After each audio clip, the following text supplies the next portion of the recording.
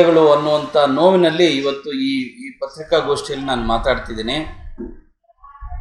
1996ರಲ್ಲಿ ಈ ಜಿಲ್ಲೆಗೆ ಉಸ್ತುವಾರಿ ಸಚಿವರಾಗಿದ್ದಂಥ ಸಿ ಬೈರೇಗೌಡರು, ಜಿಲ್ಲಾಧಿಕಾರಿಗಳಾಗಿದ್ದಂಥ ಸಂಜಯ್ ದಾಸ್ ಗುಪ್ತಾರವರು ಒಂದು ದೂರದೃಷ್ಟಿಯ ಯೋಚನೆಯನ್ನು ಮಾಡಿದರು. ಈ ಅವಿಭಜಿತ ಕೋಲಾರ ಜಿಲ್ಲೆಯಲ್ಲಿ ಇವತ್ತು ಪ್ರಪಂಚದಲ್ಲೇ ಅತ್ಯಂತ ಹೆಚ್ಚು ಕೆರೆಗಳನ್ನು ಹೊಂದಿದ್ದಾವೆ. ಆದರೂ ಅಂತರ್ಜಲ ಕ್ಷೀಣಿಸ್ತಾ ಇದೆ, ಕೆರೆಗಳು ಬತ್ತಿ ಹೋಗ್ತಾ ಇದ್ದಾವೆ, ನದಿಗಳು ಮಾಯ ಆದವು. ಇವರಿಗೇನಾದರೂ ಮಾಡಿ ಒಂದು ಶಾಶ್ವತವಾದಂಥ ನೀರಿನ ಸೌಕರ್ಯ ಮಾಡಬೇಕು ಅಂತ ಹೇಳಿ ಅವತ್ತು ಈ ಜಿಲ್ಲೆಗಳ ಎಲ್ಲ ಕೆರೆಗಳನ್ನು ಪುನಶ್ಚೇತನ ಮಾಡಿ ಪುನರುಜ್ಜೀವನ ಮಾಡಿ ಎಲ್ಲ ಕಾಲುವೆಗಳು ರಾಜಕಾಲುವೆಗಳನ್ನೆಲ್ಲ ಅಭಿವೃದ್ಧಿಗೊಳಿಸುವಂಥ ಒಂದು ಇಸ್ರೋ ಸಂಸ್ಥೆಯಿಂದ ಅಧ್ಯಯನ ಮಾಡಿಸಿದಂಥ ಕೀರ್ತಿ ಇವತ್ತು ದಿವಂಗತ ಸಿ ಬೈರೇಗೌಡರಿಗೆ ಸಿಗ್ತದೆ. ಆದರೆ ಅವರ ಹೆಸರಿನಲ್ಲಿ ಇವತ್ತು ರಾಜಕಾರಣ ಮಾಡ್ತಿರ್ತಕ್ಕಂಥ ಈ ರಾಜ್ಯದ ಉನ್ನತ ಪದವಿಯನ್ನು ಪಡ್ಕೊಂಡಂಥ ಕೃಷ್ಣ ಬೈರೇಗೌಡರು ಇವತ್ತು ಈ ಅವಿಭಜಿತ ಚಿಕ್ಕಬಳ್ಳಾಪುರ, ಕೋಲಾರ ಮತ್ತು ಬೆಂಗಳೂರು ಗ್ರಾಮಾಂತರ ಜಿಲ್ಲೆಗಳಲ್ಲಿ ಇಷ್ಟೊಂದು ಆತ್ಮವಂಚನೆ ಮಾಡಿಕೊಳ್ಳುವಂಥ ಒಂದು ಸಮರ್ಥನೆಯನ್ನು ಈ KC valley, HN valley, Vrishabhavathi valley ವಿಚಾರವಾಗಿ ಸದನದಲ್ಲಿ ಹೇಳಿದ್ದು ನಿಜವಾಗ್ಲೂ ಒಂದು ದೌರ್ಭಾಗ್ಯ. ಅವರ ಆತ್ಮವಂಚನೆಗೆ ನಾವು ನಿಜವಾಗ್ಲೂ ಒಂದು ಧಿಕ್ಕಾರವನ್ನು ನಾವು ಹೇಳಬೇಕು ಅನ್ನುವಂಥ ಪರಿಸ್ಥಿತಿಯಲ್ಲಿ ಇವತ್ತು ಈ ಒಂದು ಪತ್ರಿಕಾಗೋಷ್ಠಿಯನ್ನು ಕರೆದಿದೆ. 30 ವರ್ಷಗಳಿಂದ ಶ್ರೀರಾಮರೆಡ್ಡಿಯವರ ಆದಿಯಾಗಿ ಅನೇಕ ಹೋರಾಟಗಾರರು ಮಾಡಿದ್ದಾರೆ ಈ ಭಾಗದ ನೀರಾವರಿ ಹೋರಾಟವನ್ನು.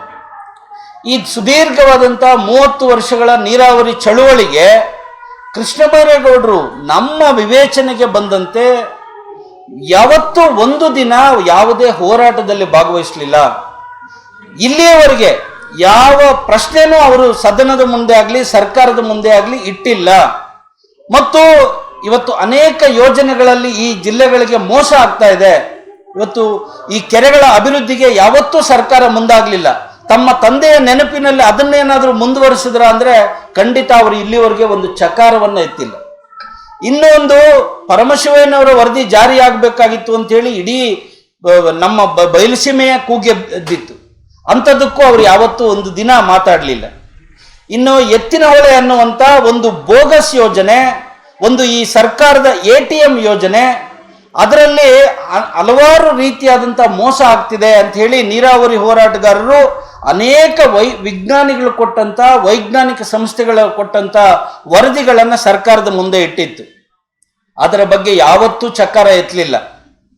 ಮತ್ತು ಆ ಎತ್ತಿನಹೊಳೆ ಯೋಜನೆಯಲ್ಲಿ ಕೇವಲ 8 TMC ಇರುವುದು ಅಂತ ಹೇಳಿ ಆವಾಗಲೇ ಅನೇಕ ಸಂಸ್ಥೆಗಳು, central water commission, national institute of hydrology, ಭಾರತೀಯ ವಿಜ್ಞಾನ ಸಂಸ್ಥೆ IISc ಅವರೂ ಸಹ ಸ್ಪಷ್ಟವಾಗಿ ಸರ್ಕಾರಕ್ಕೆ ಪತ್ರದ ಮೂಲಕ ತಿಳಿಸಿದರು.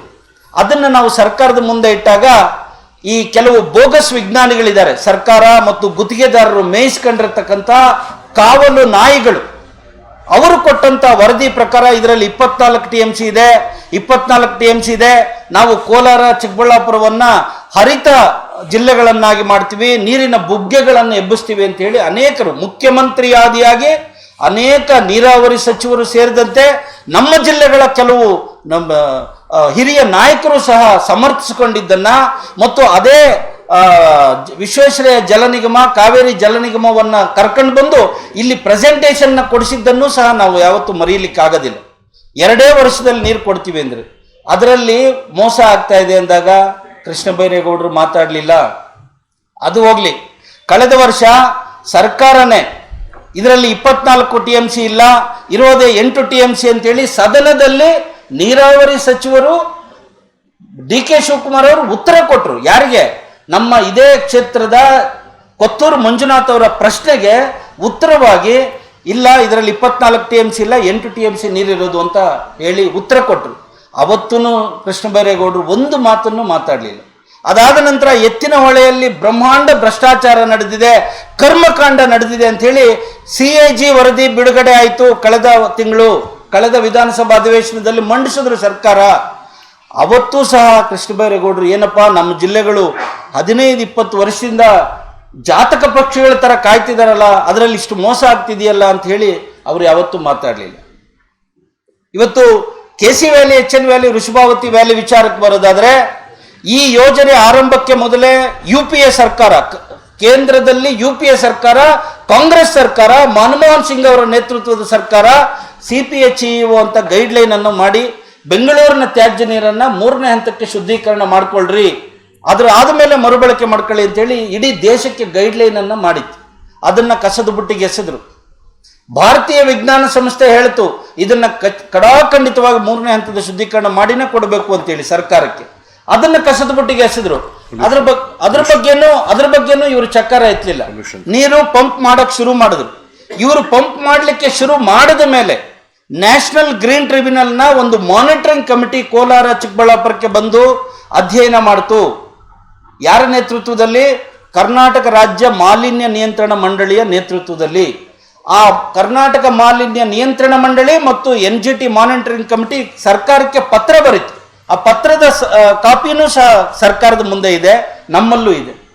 ಸ್ಪಷ್ಟವಾಗಿ ಅವರು ಹೇಳಿದ್ರು, ನೀವು 6 ತಿಂಗಳ ಒಳಗಡೆ ಖಡಾಖಂಡಿತವಾಗಿ ಇದನ್ನ 3ನೇ ಹಂತದ ಶುದ್ಧೀಕರಣ ಮಾಡಿಕೊಳ್ಳದೇ ಇದ್ರೆ ಈ ಜಿಲ್ಲೆಗಳ ಕುಡಿಯುವ ನೀರಿನ ಅಂತರ್ಜಲ ಅಪಾಯಕ್ಕೆ ಸಿಲುಕ್ತದೆ ಅಂತ ಹೇಳಿ ವರದಿ ಕೊಡ್ತು.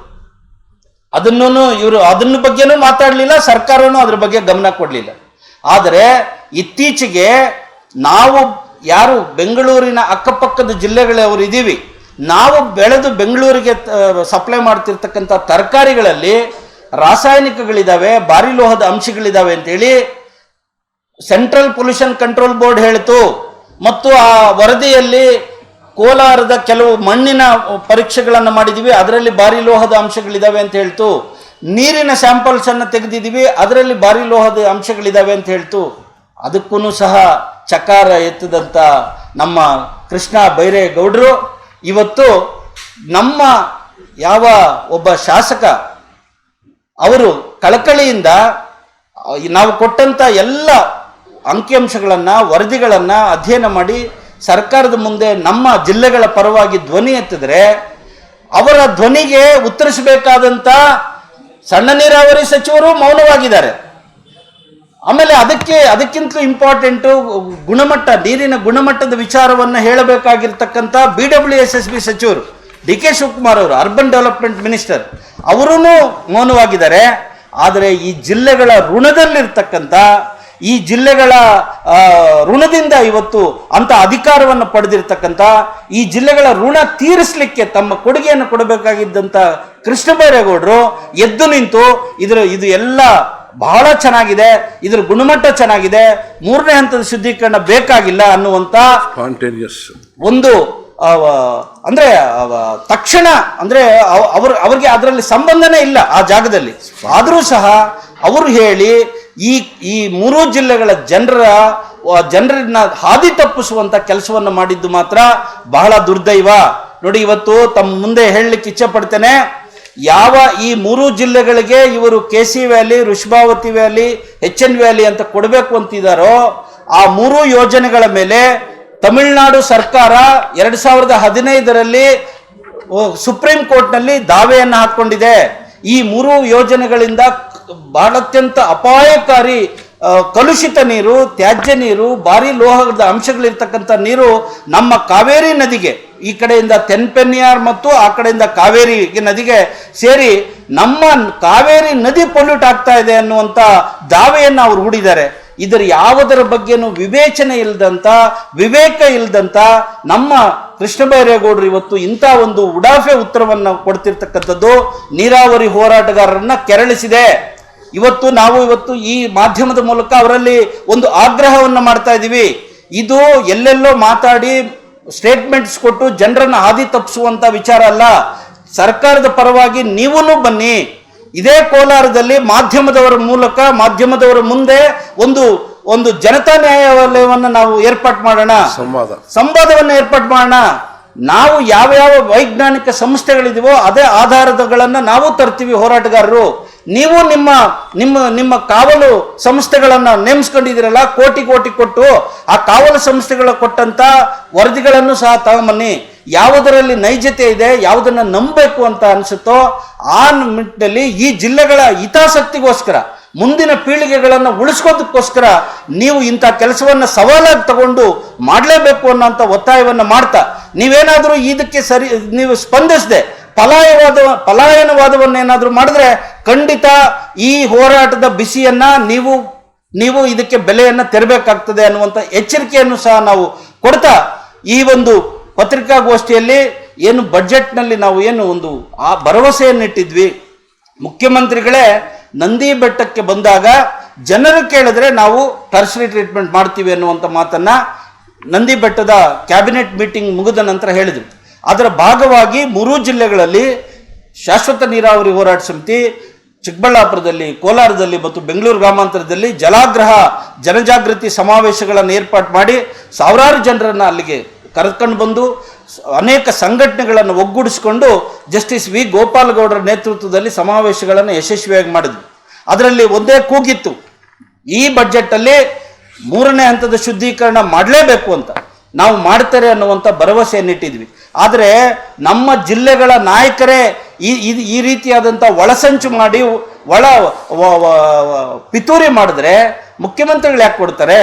ಹಾಗಾಗಿ ಇವತ್ತು ನಾವು ಸರಿ ಮಾಡಬೇಕಾಗಿರ್ತಕ್ಕಂಥದ್ದು ಸಿದ್ದರಾಮಯ್ಯನವ್ರನ್ನಲ್ಲ, ಡಿ ಕೆ ಶಿವಕುಮಾರ್ ಅವ್ರನ್ನಲ್ಲ, ನಮ್ಮ 3 ಜಿಲ್ಲೆಗಳ ನಾವು ಆರಿಸಿ ಕಳಿಸಿರ್ತಕ್ಕಂಥ ಜನಪ್ರತಿನಿಧಿಗಳನ್ನು ಸರಿ ಮಾಡುವಂಥ ಕೆಲಸವನ್ನು ನಾವು ಮುಂದಿನ ದಿನಗಳಲ್ಲಿ ಮಾಡಬೇಕು ಅನ್ನುವಂಥ ತೀರ್ಮಾನವನ್ನು ಈಗ ನಾವು ಮಾಡಿದ್ದೀವಿ, ಅದನ್ನು ಮಾಡ್ತೀವಿ ಅನ್ನುವಂಥ ಮಾತನ್ನು ಹೇಳ್ತಾ ಪತ್ರಿಕಾಗೋಷ್ಠಿಗೆ ಬಂದು ತಾವೆಲ್ಲ ಆಗಮಿಸಿ ತಮ್ಮ ಸಮಯವನ್ನು ಕೊಟ್ಟಂತ ನಿಮಗೆಲ್ಲ ವಂದಿಸಿ ನನ್ನ ಮಾತನ್ನು ಮುಕ್ತಾಯ ಮಾಡ್ತೀನಿ. ನಮಸ್ಕಾರ.